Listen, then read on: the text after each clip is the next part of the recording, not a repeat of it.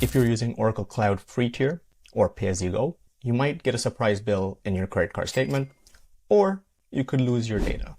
I'm sorry to bring you bad news, but Oracle has changed the capacity limits on its free tier. Now you only get 2 Ampere processors and 12 gigs of RAM. And if you're using the AMD processor, it's 1 instance with 1 gig of RAM.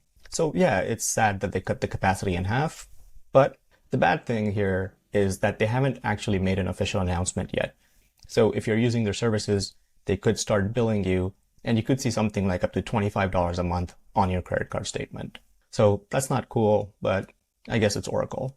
The good news is you can still hang on to your instances, you can still hang on to your data, you just have to change their configuration so that they're within the capacity limits. And that way, hopefully they won't shut down your server and you won't get charged. So let me show you how to do that. First, go to your Oracle Cloud homepage. After you log into your Oracle account, the first thing you want to do actually is go into Billing and Cost, Budgets. And here you can actually create a budget.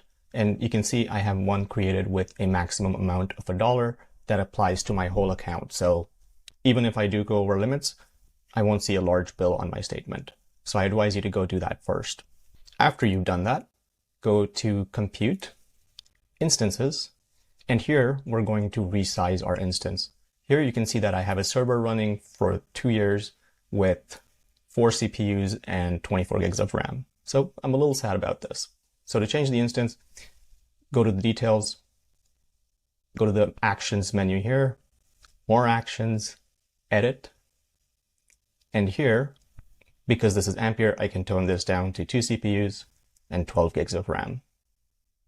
Save changes, and it's going to reboot the instance. So if you have any critical services running, now's the time to make sure they're not going to get interrupted or lose any data. I've already shut down my services for this reboot, so I'm okay to reboot this instance. And it's rebooting and starting that instance. But while it's doing that, if I scroll down to the shape configuration here, you can see that it's recreated that with 2 CPUs and 12 gigabytes of RAM. So I should be under the limit. And now it's running. So yeah, I'm going to downsize my capacity. If you really need that extra capacity, let me show you a couple of options. You don't have to buy into this, but just good stuff that I've found. The first is Contabo. Contabo is actually really good value for money because for like 4 to 6 euros a month, you get some really good specs. The second option has been a budget favorite, and I've used it for a while now. It's Racknerd, and initially those prices look expensive, but they always have deals running, so you can go into that.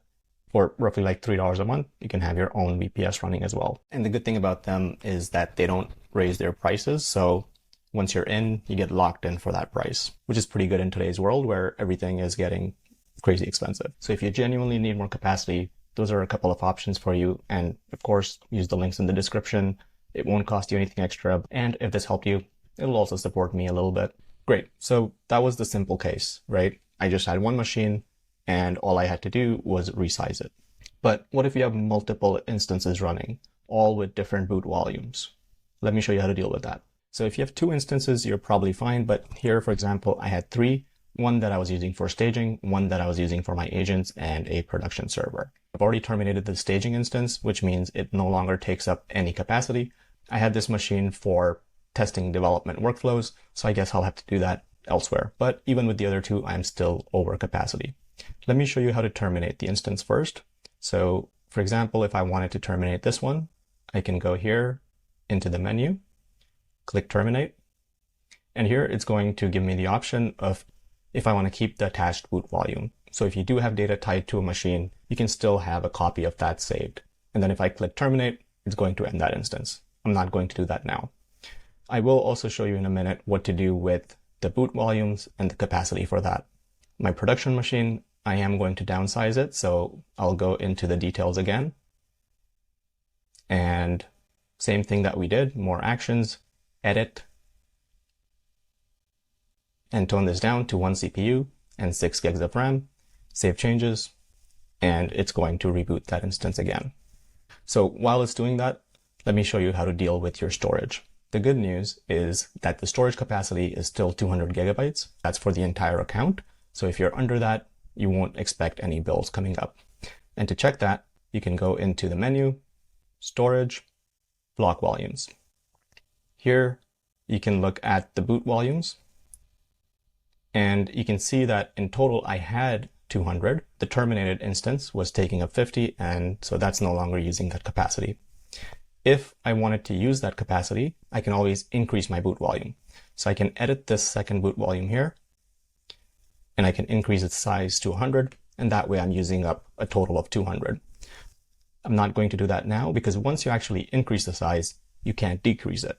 For example, with the second volume, if I try to edit it and decrease the size from 100 to 50, it's not going to let me do it.